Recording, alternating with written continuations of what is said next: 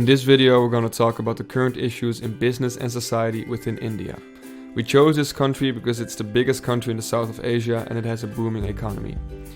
India, the 7th largest country in the world, has a total area of 3.2 million square kilometers and a population of 1.3 billion people. It is among one of the most populated countries in the world. It has a population density of 460 per square kilometer. The economy.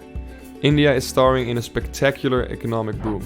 This economic boom allows the employment rate to grow strongly in the services, information technology, and biotechnology sector.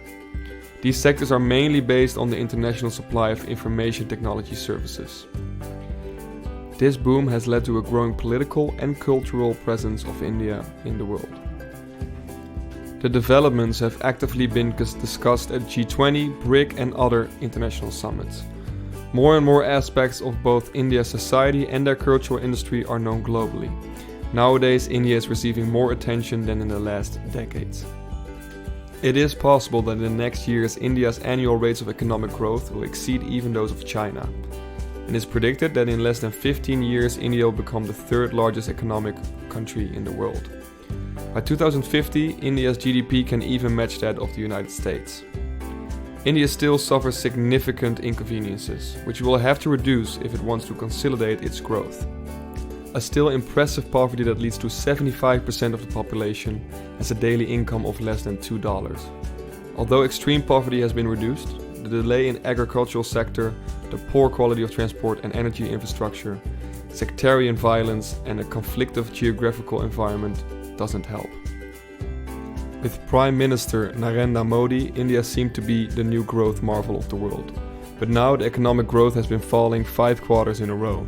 Even the Prime Minister cannot ignore the fact that the Indian economy has a problem. In the 2nd quarter of this year, India's economy grew by 5% compared to the year earlier. For a country like the Netherlands, these figures would be outstanding, but for India, it's a disappointment. It is their slowest growth in 6 years. The Indian government even spoke of an unprecedented situation in Indian history. They called for drastic measures to curb the cooling of the economy. India, like other countries, is dealing with global economic cooling, but the problems for India are mainly arising because of the domestic spending. The inhabitants of India don't spend enough money. That has a few causes. Firstly, the government has recently taken action against so-called shadow banks. Due to the stricter rules, many Indians who previously used these banks could suddenly no longer get a loan. Secondly, the strict new rules to counteract the use of black money had painful side effects. Indians who previously worked for cash lost their jobs. This is because they were working outside of the sight of tax authorities. These strict new rules have caused that the unemployment rate has reached its highest level in decades.